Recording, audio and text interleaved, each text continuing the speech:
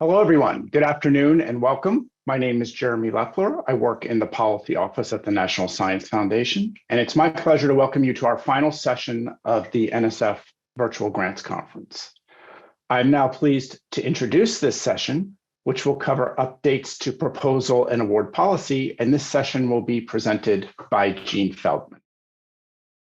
Well, hello, everyone. And as Jeremy just mentioned, you are now in the final session of the Spring 2023 Virtual Grants Conference.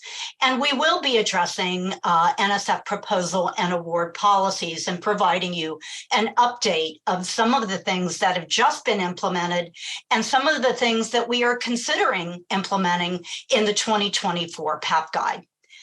You have already heard about proposal preparation, merit review, award administration, and had opportunities to attend directorate and topical breakout sessions. So in this space, as I just mentioned, we're really going to focus on some policies, and we're very excited about what we have to present to you. Next slide, please. So my name is Jean Feldman. I am the head of the policy office in the Division of Institution and Award Support in the Office of Budget, Finance, and Award Management. Next slide, please. So what are we going to discuss in a little bit more detail as part of this session? Well, I am going to cover the Proposal and Award Policies and Procedures Guide that is currently in effect, NSF 23-1. The PAP Guide is near and dear to all of our hearts in policy, as it is one of the documents that we own and update on an annual basis. So we're always very excited to be able to present the PAP Guide to you. We're also going to cover the NSF implementation of National Security Presidential Memorandum 33 and the implementation guidance, particularly as it relates to the biographical sketch and current and pending or other support. And for those that do not know or may not have heard of National Security Presidential Memorandum 33, it's entitled National Security Strategy for U.S. Government-Sponsored Research and Development, and it came out at the end of the Trump administration. And since that time, agencies have been working on the implementation of NSPM 33, and so I will be covering that in some detail. I'm also going to cover the draft proposal and award policies and procedures guide.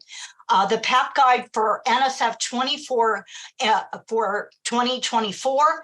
And the great thing about that is that it is still in draft. And I'm going to talk to you about how you might provide comments on some of the areas that we are proposing to change in that document when we get to that portion of the program. And finally, I will end with some resources that may be of assistance to you after this session in terms of your interactions with the National Science Foundation. Next slide, please. So let's talk about the current proposal and award policies and procedures guide. It is NSF 23-1, and it was issued on October 26, 2022.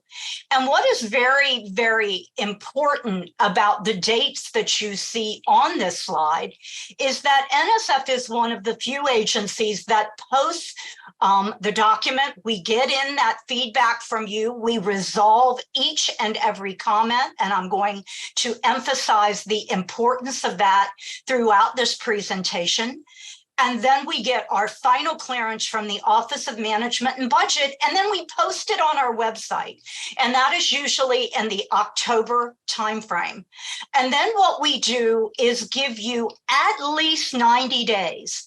And that helps the institution, sponsored projects offices, faculty, et cetera, understand what any necessary changes might be to the organization's policies and procedures. Know if you need to make any changes to training that you may be giving to your faculty members, as well as any necessary changes that you may need to make to any systems that you have at your institution. So this became effective for proposals submitted or due on or after January 30, 2023. Well, what were the important changes? Next slide, please. So what we did in this is, as I mentioned, it had an effective date of January 30, 2023. And the reason that I mentioned to you how important your feedback is that because of the feedback that you gave us, we actually implemented 2 additional effective dates for specific parts of this document.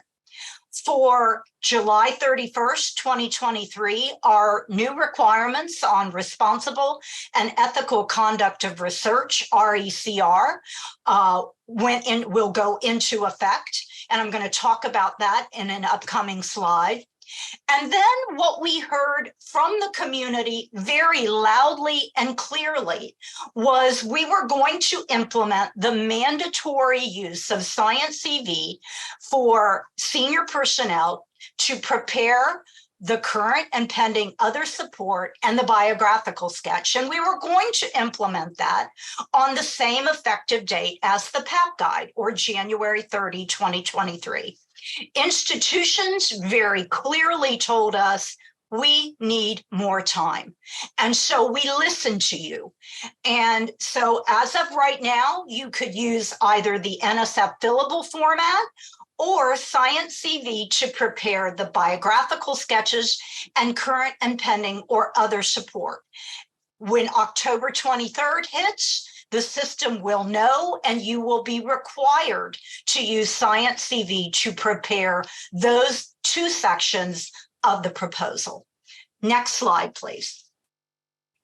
So what are some of the 23-1 updates? Well, obviously, for NSF, one of the biggest transitions for us was the transition, finally, after many years of preparation, we finally shut down Fastlane. It was a system that had been used for many, many years, since 1994, when we got our first proposals in electronically, up until January 30. Beginning January 30, 2023, you were required, or you will be required, to use research.gov to submit all of your proposals to NSF.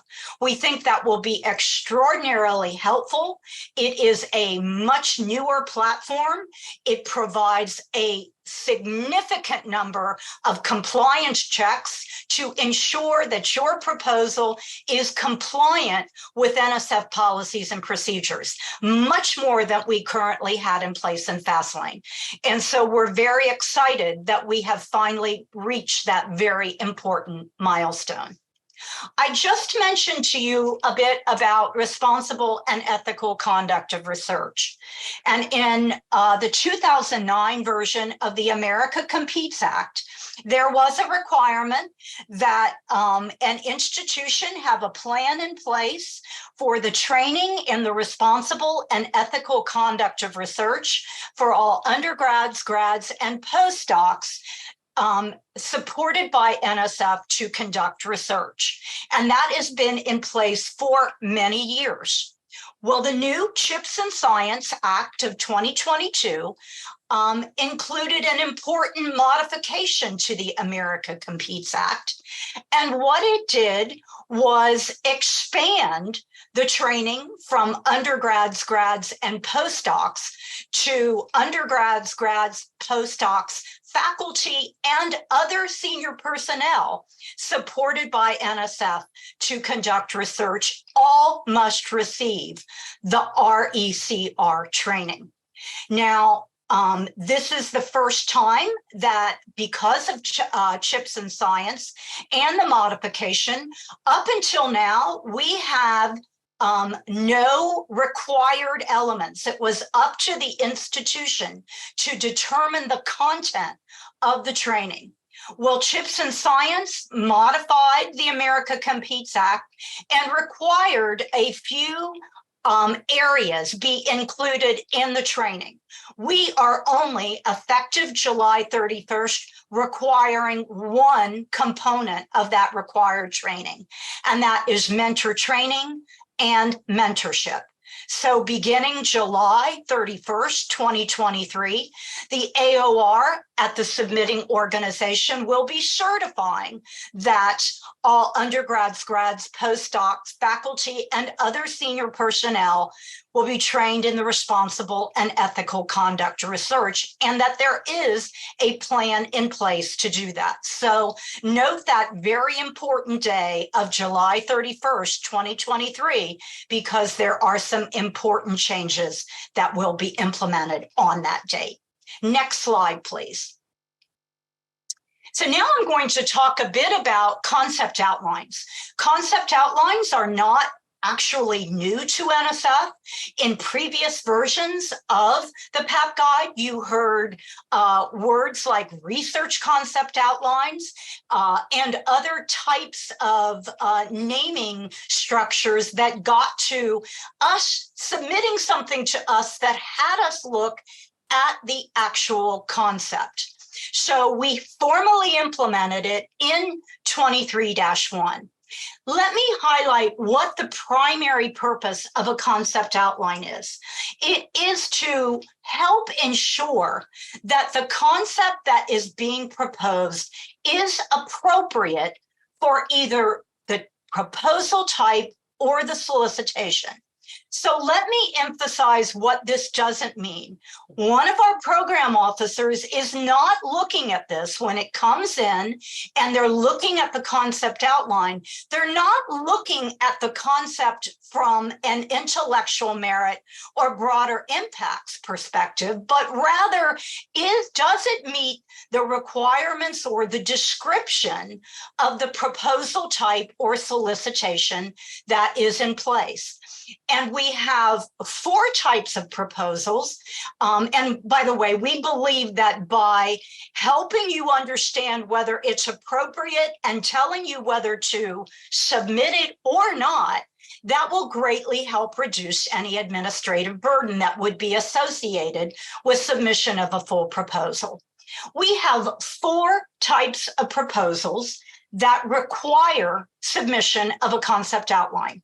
Our planning proposals, rapid response research, or our rapid proposals, early concept grants for exploratory research, or our eager proposals, and research advanced by interdisciplinary science and engineering, or our raised proposals. So you will need to be submitting that approval notification that you have received from the program officer, and there's instructions in the PAP guide on how you do that to ensure that it is clear that you have been approved or cleared to submit that proposal. Some program solicitations also may require concept outlines. And if that is the case, they will provide the instructions on how you do that in the actual program solicitation. But we also want to emphasize that concept outlines can be submitted at any time. If you've got this idea, you're not sure if it's right for the solicitation that you want to propose to, you can submit a concept outline and have a program officer take a look at that and get that corresponding response from them.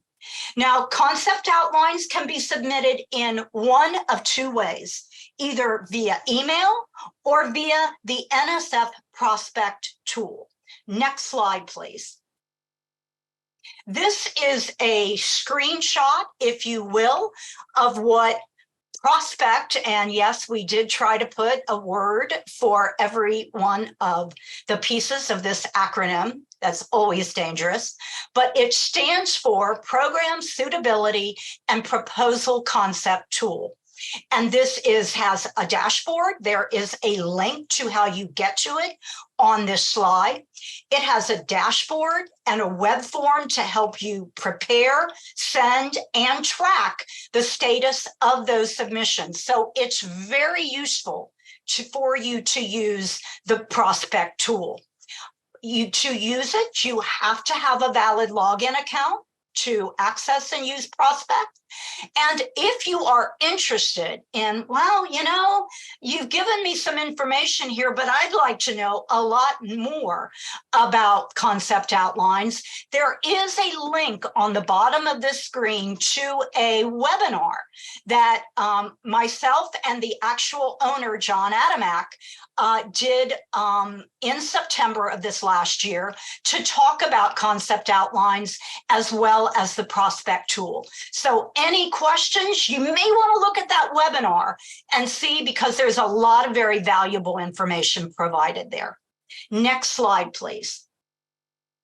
So we also made some excellent, what I believe, changes to eligibility in the 23-1 version of the PAP guide. And I will tell you, of doing over 30 PAP guides in my career, the eligibility categories literally have not changed very much in decades. And so what we did in this version is we actually lumped the organizations into three categories: organizations that are eligible to submit proposals, organizations that may be eligible subject to some conditions, and then not eligible to submit proposals, and those are unaffiliated individuals. We also made some changes to the eligibility categories themselves. And the for-profit organization eligibility was definitely changed this go-around. And it was particularly important to NSF's Technology, Innovation, and Partnership, a newest directorate, that we changed this eligibility to make it very clear that we are welcoming of proposals from for-profit organizations, particularly in projects that couple industrial use-inspired challenges and research resources with those of IHEs. So again, you may want to take a look to see, particularly IHEs, how we've modified that language for for-profit organizations. We also changed the language for state and local governments who had a very restrictive eligibility language in the last PAP guide. This was changed to specify that as programmatically necessary and as provided for in a solicitation, state and local governments may be eligible to submit proposals. Now, we added a new category that we have not addressed in past PAP guides, and that's tribal governments. And they fall into the category of organizations that are eligible. And I believe that this is an extremely important change, given the interactions that institutions of higher education often have with tribal governments. As I've mentioned before, we made it very clear in the unaffiliated individuals. These individuals are not affiliated with an institution of higher education or other organization. And we've made it very clear that because they are unable to comply with the administrative requirements that are imposed for the federal government for assistance awards, they are not eligible, but they could affiliate with a local institution if they remain interested in submitting proposals. Next slide, please. We also added to our cadre of an area that is very, very important to the foundation, and that is safe and inclusive working environments. NSF since 2018 has been implementing various types of changes to our policies that address and to help ensure safe and inclusive working environments, such as our term and condition that we implemented in 2018, changes that we've made to conference and travel grants and our fellowship awards. And this is one of the latest changes we made for off-campus or off-site research. And what this policy change said was that for each proposal that proposes to conduct research, off-campus or off-site, the AOR has to certify that the organization has a plan in place, and this is important for that proposal, regarding safe and inclusive working environments. We define, as we show on this slide, data, information, samples being collected off-campus or off-site, such as fieldwork and research activities on vessels and aircraft. This plan isn't submitted to NSF. You are simply certifying that you have it. Next slide, please. Now, we talk on this slide, this is directly out of the PAP guide, but we tell you that you've got to describe how certain types of behavior will be addressed. The plan should also identify steps the organization is taking to nurture an inclusive off-campus or off-site working environment. Definitely consideration should be included both within the team and to the organization, and that will obviously definitely vary depending on where that research is being conducted. And we have certain directorates, the geosciences and biological sciences, that are actually conducting pilots where the plan is submitted and considered as part of the review process. Next slide, please. We've got a few questions and answers that we've been getting a lot on these FAQs are helping you all to know NSF's position. We define off-campus and off-site as I relayed to you on the last slide. However, it's the proposing organization's responsibility to establish what constitutes an off-campus or off-site location. If it's a collaborative proposal, there is one joint plan that should be developed unless otherwise specified in a program solicitation. And yes, the plan has to be in place, as I said previously, prior to proposal submission, because that is what the certification is saying that you have done. Next slide, please. So some of the other changes, very briefly, that we've made to in the 23-1, revision of GOLI requirements. GOLI stands for Grant Opportunities for Academic Liaison with Industry. It is a very, very, not old, because that doesn't sound good, but that program has been in place for some time. What's fundamentally changed is that previously the industrial partner could not receive any funding from the GOLI award. We have changed that to now permit that small businesses that are not currently funded by the NSF SBIR or STTR program may be eligible. If you are interested, there is very specific details for you in the GOLI section of the PAP guide, and I would encourage you to take a look at that. We fully understand that for some of these small businesses, the only way they can participate is if they do receive some funding. So please take a look at that section of the PAP guide. We've also incorporated new sections on research security and scientific integrity, as well as added new boxes on the proposal cover sheet for potential life sciences dual use research of concern, and if the proposal involves off-campus or off-site research. Next slide, please. Now, we have been working, as I mentioned before, we have been working very hard at NSF to implement NSPM 33, and we are talking a number of years. We have been working over 4 years with NIH to collaborate on harmonization of our disclosure requirements for use by researchers when preparing their biographical sketch, current and pending support, and other documents.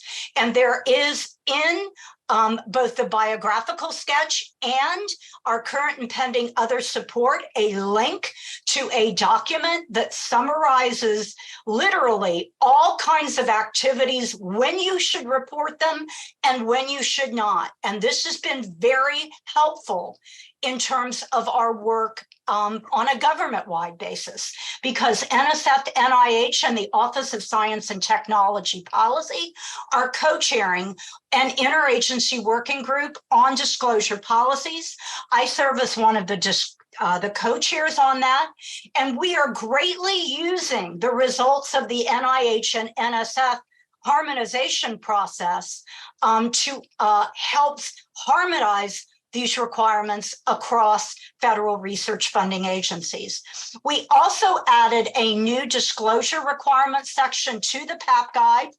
It is very important that you read this because it tells you a lot about where you have to disclosure, why those disclosures are important, and what happens if you do not take these seriously and do not disclose to NSF. Next slide, please.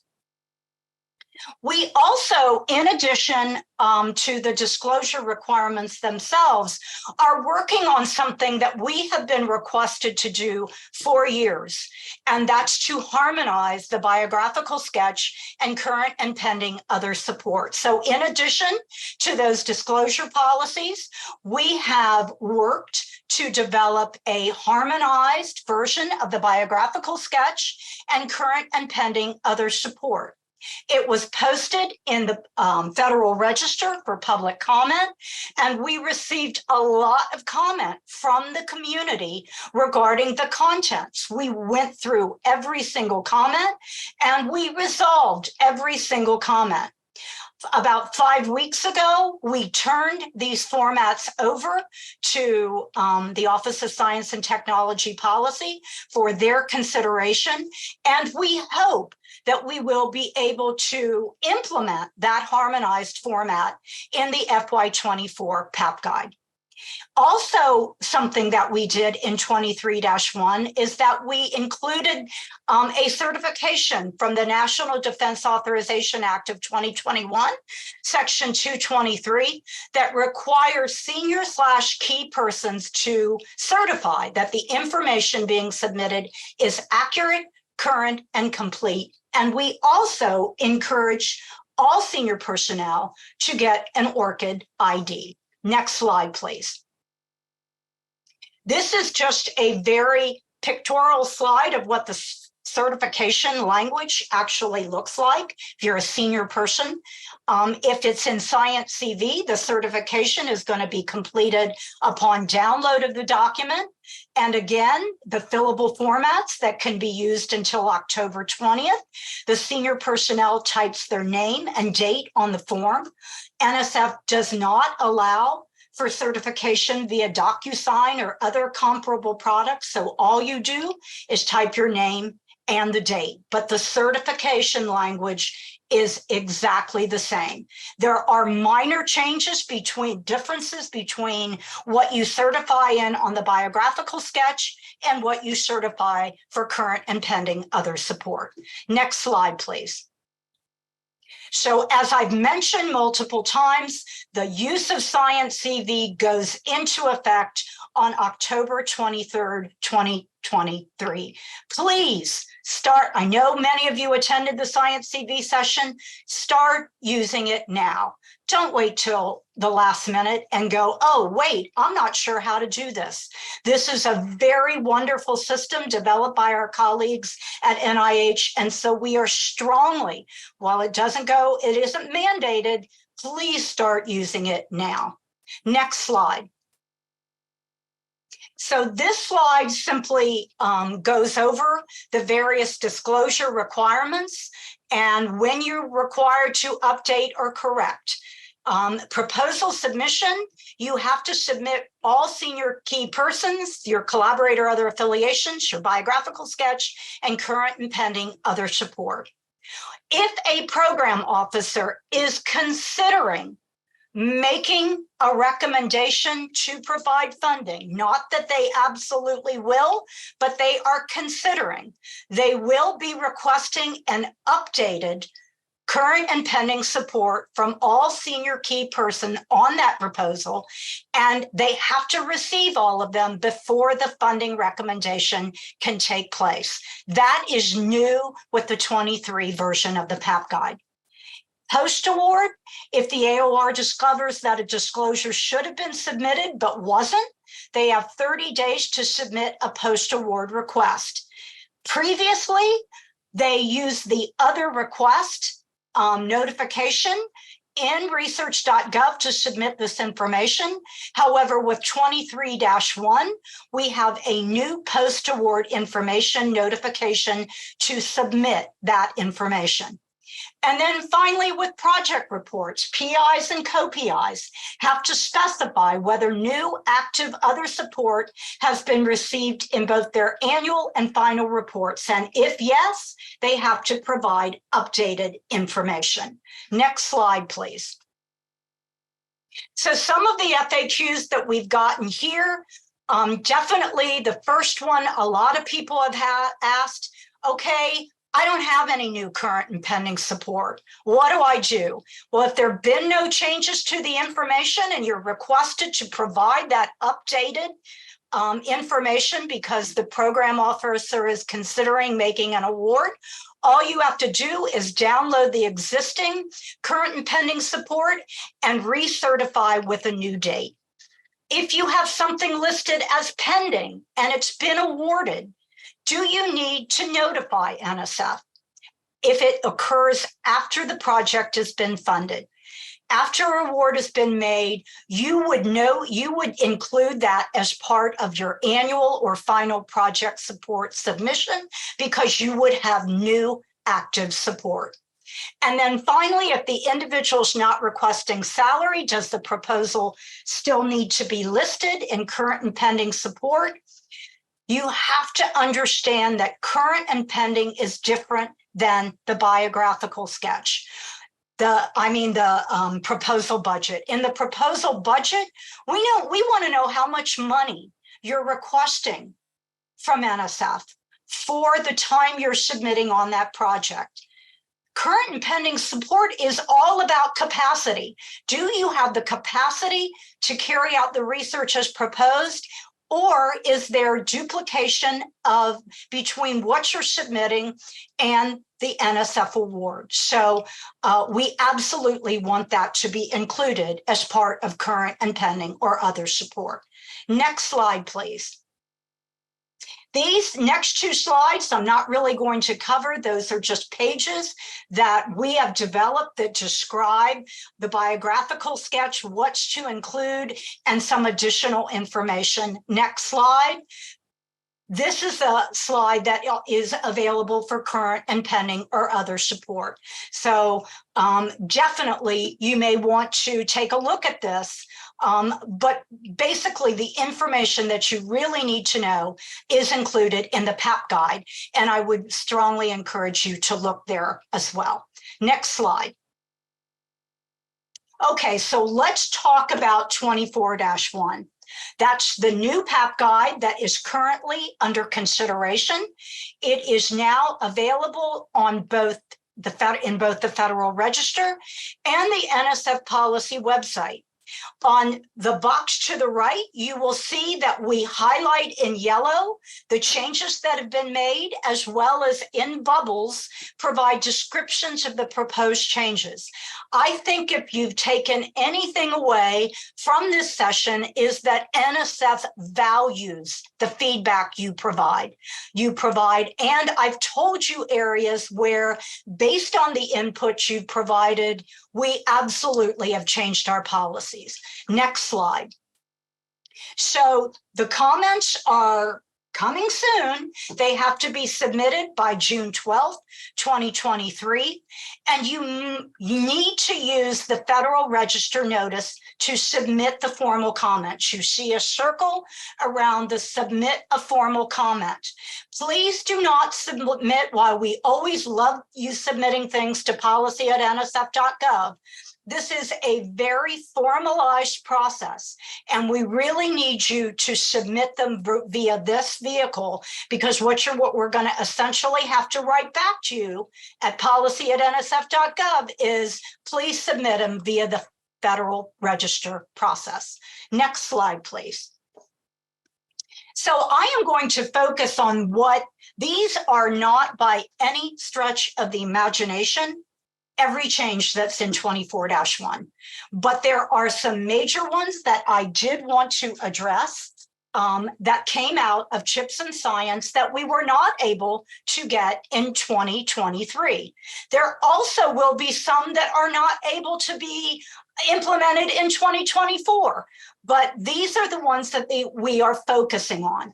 And one of the big ones is malign foreign talent recruitment programs. We will be adding new definitions for MRTRP, countries of concern, and institution of higher education, as these documents are used in multiple places throughout the document. And for the definition of malign foreign talent recruitment program, we have taken it directly from CHIPS and Science. And the countries of concern, that definition and institution of higher education as well are all taken from statutory language. We have made it very clear in the eligibility language that because of the changes for malign foreign talent recruitment programs, if you are a party to a malign foreign talent recruitment program, and that is from a country of concern, China, North Korea, Russia, or Iran, you are ineligible to serve as senior personnel beginning in January 2024. New annual project report certifications regarding individual development plans. This is something completely new, and it was buried in the project report section. But what it requires is that any graduate students or postdocs who receive substantial support have a developed and annually updated individual development plan that maps their educational goals, their career exploration, and professional development. This is by individual, and we have defined substantial support as 1 person month or more. So this is something very new you're going to have to create for your graduate students and your postdocs that are working a person month or more on the project. And as part of the annual and final project reports, you will be certifying that you did have these individual development plans in place for those individuals. There are also new certifications for the organization and for senior personnel regarding the malign foreign talent recruitment programs. For the organization will have a new certification that all senior personnel are aware of and have complied with the responsibility that they are not a party to a malign foreign talent recruitment program. That will be a new certification that will be added. Ultimately, we would like to see that added to sam.gov as one of your annual certifications, but we have to get that in place. And we will have to see the timing on that, whether we have to add our own specific certification or not. With regard to senior personnel, what are they certifying to? Well, I mentioned before and showed a screenshot that in the biographical sketch and current and pending other support, the senior key person certified that the information is accurate, current, and complete. A new certification will be added to that same screen that says that they certify that they are not a party to a malign foreign talent recruitment program. So each individual will be certifying in their biographical sketch and current and pending other support. That the Hill went further in CHIPS and science, though, and said that senior personnel need to certify annually that they, for the duration of the award, that they are not a party to a malign foreign talent recruitment program. And that is something that over the next several months, we will have to work with our Division of Information Systems to implement, because we currently do not have a capability for that. Mentoring plans. The original America Competes Act required mentoring plans for postdoctoral researchers for any proposal that had postdocs identified on line B1 of the budget. Well, CHIPS and Science expanded that requirement to now include graduate students. So you will have to have both mentoring plans for the proposal, as well as those individual development plans for graduate students and postdocs that I talked about earlier.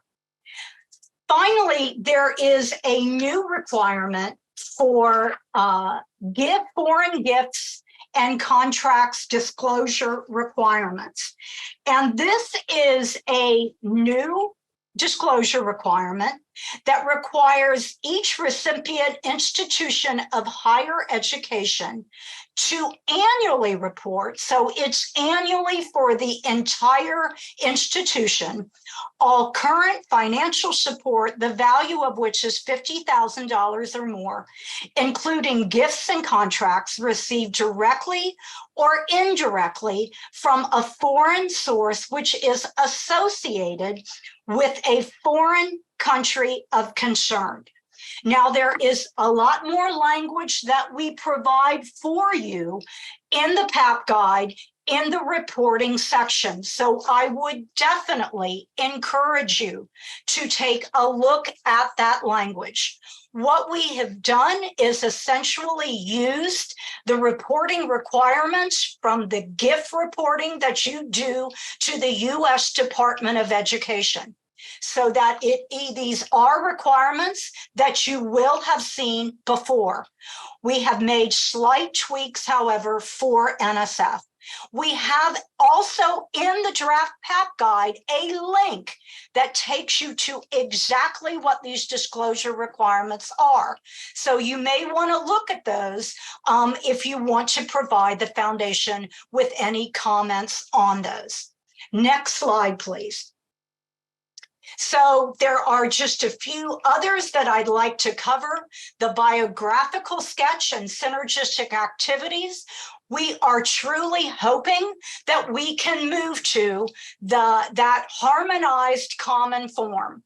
And as of right now, you include identifying information, proposal preparation, appointments and positions, products, and synergistic activities. Well, the synergistic activities will not be included in the harmonized format that is government-wide. So we will be removing it from the biographical sketch, so we stay in sync with the harmonized format, and you will provide this in the same location that you provide your other senior personnel information in research.gov. It will be a one-page document with up to 5 examples. The biographical sketch, which is currently limited to 3 pages, will not have a page limitation. We also want to use the current and pending other support harmonized format, and that will also make changes or necessitate changes to what is currently in that section of the PAP guide.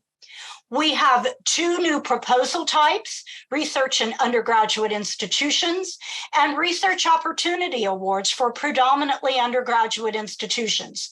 No, these are not new programs, but we believe that by putting them in the PAP guide, we will be able to update them as necessary on an annual basis, and we will be harmonizing the requirements across NSF for those programs. And we think that will be very useful to those doing proposals to those programs. We do have a new category for proposals returned without review. And that has to do with proposals that have the potential to negatively impact research security due to credible information of a national security issue. We make it very clear in the return without review section that we believe that these will be rare, and we will be communicating with the organization. We also have a post-award edition of off-site or off-campus research, meaning if your original proposal does not include off-site or off-campus research, you wouldn't have a plan in place. However, if you request a supplement and want supplementary funding from NSF, but that supplement does have off-campus or off-site research, we make clear what the requirements are for submission of that information. Next slide, please. We have on this side a lot of resources, and these are a lot of resources that I either have spoken about during this presentation or you have heard about in other presentations during this conference. NSF tries very hard to provide all the information that you need in the way of FAQs, webinars, etc. And this is just a snapshot of some of the information available to you. This concludes the formal presentation that I am giving, and I have some time to take some of your questions. Okay, great. Thank you, Jean. We have been answering a lot of your questions in the Q&A during the presentation. Big shout out to Samantha Hunter and Beth Strasser of the Policy Office for answering a lot of your questions. Jean, we got a number of questions about the RECR requirement that I wanted to just make sure that people understood some of the basic kind of requirements for this requirement. And that includes things such as, to whom is this requirement going to apply? To which proposals, to which existing awards, where they can find coverage and more information on RECR. So I'm going to cover those 2 first, and then I have a couple other follow-ups on RECR as well. Okay, that's great. And I don't want you to leave with any confusion. So thanks for answering those. And the first is really, where can you find more information? The bottom line is we've got a lot of detail in Chapter 9B of the PAP guide that goes through the background of this information, including the America Competes Act, what the institutional responsibilities are, that you have a plan in place to provide appropriate training and oversight and the responsible and ethical conduct of research for all of the folks that have been identified before, and July 31st, faculty and other senior personnel who will be supported by NSF to conduct research. And you will be telling us that all of those people, if you're supporting any proposal and it's supporting undergrads, grads, or postdocs, faculty, senior personnel, you have to have a plan in place to provide that training. And as I said, there is a lot of information available. The institutions are also responsible for verifying that undergrads, grads, postdocs, and soon faculty and other senior personnel have actually received the training in the responsible and ethical conduct of research. So that's some very basic information about what you have to have. It's not about a proposal that is, if you've got, if you're submitting to NSF, and you're supporting pretty much anyone, you've got to have one of these plans in place, because we believe, and America Competes Act believe, that this training is so vitally important to the research and engineering infrastructure. Great. Two follow-up questions to that I saw come in through the Q&A. One being, what is meant by mentor training and mentorship? And then second, are there guidelines about what constitutes effective training? What we encourage folks to do, the mentor training and mentorships are right out of CHIPS and Science. And we have just started to receive some of these questions from institutions saying, I know it was in CHIPS and Science, but we're not sure what it means. So NSF is going to work to develop, hopefully, some FAQs that will be of assistance on that. As far as effective resources, NSF has an RECR page. There are a lot of resources developed out there by the community that establish what effective, and we believe those are the most appropriate places to send you to places that have conducted research on it and written papers, as well as institutions that have developed what they consider to be very great programs in the responsible and ethical conduct of research. So stay tuned for more on mentor training and mentorship. It is pretty much what our answer right now would be, mentor training and mentorship. And we're going to hopefully be able to provide you more as time goes on. Great. A couple of questions, trying to kind of look at the questions that came in on the biographical sketch and current and pending other support. So I'm just picking a couple here, which I think will be benefit to most people. So we had some questions, some specific questions about what should be disclosed in the current and pending other support document. So how would people kind of really figure out where they should go to figure out what they need to disclose and what NSF needs? Well, I think that I referred to it already. NSF has a table that we have posted on our website, and there is a link to it in both the biographical sketch and the current and pending other support section. And it's called NSF Pre-Award and Post-Award Disclosures Relating to the Biographical Sketch and Current and Pending Other Support. And on the vertical axis are a whole bunch of types of activities. And where you put them, either in the proposal or post-award, or that you don't have to disclose them at all. That is one of the single best resources that goes into great detail on what is disclosed and where it's disclosed, and if it doesn't have to be disclosed. Okay, and I just dropped a link to that table in the chat for everyone, so you have a link to that. Another question is asking about NSF's decision to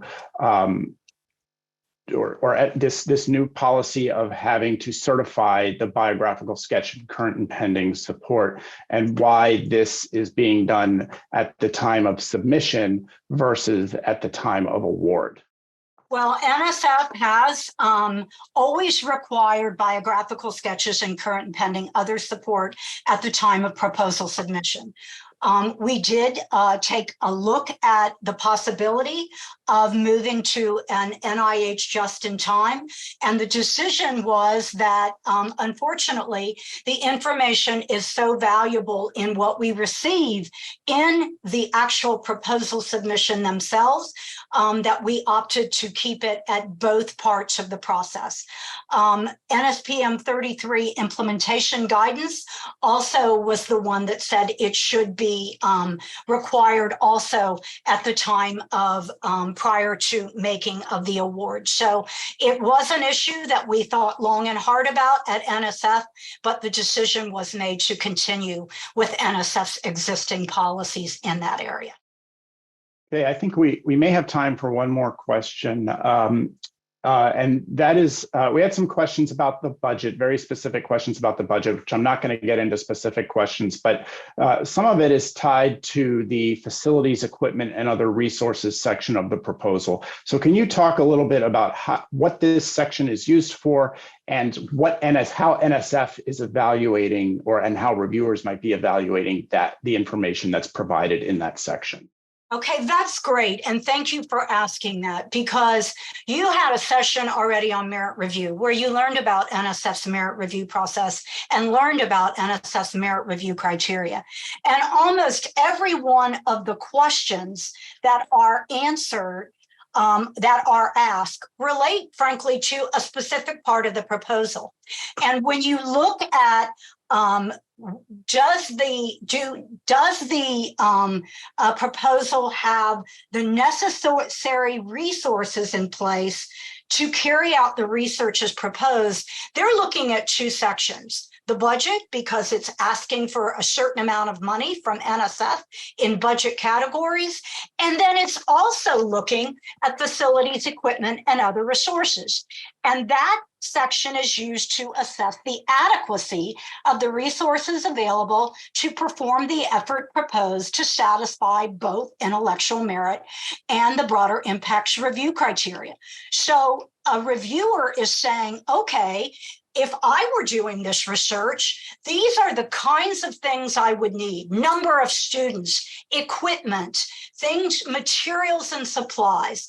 So they're going to look to both the budget and facilities, equipment, and other resources to ensure that you do have all the resources necessary to carry out the proposed scope of work. So it's facilities, equipment, and other resources is something that has not been paid, may not have been paid as much attention to as it should in the past. But given this very important purpose, we strongly encourage you to make sure that the budget and facilities, equipment, and other resources answers that question for both the reviewer and NSF program staff. Great, thank you, Jean. And I have put into the chat a link to NSF frequently asked questions related to the PAP guide. So please do check that out. A lot of the questions that were posed today, you'll find the answers in that document. I want to thank Jean for presenting, and my colleagues Samantha and Beth for answering so many questions. And a big thank you to everyone behind the scenes for making all of the sessions this week happen.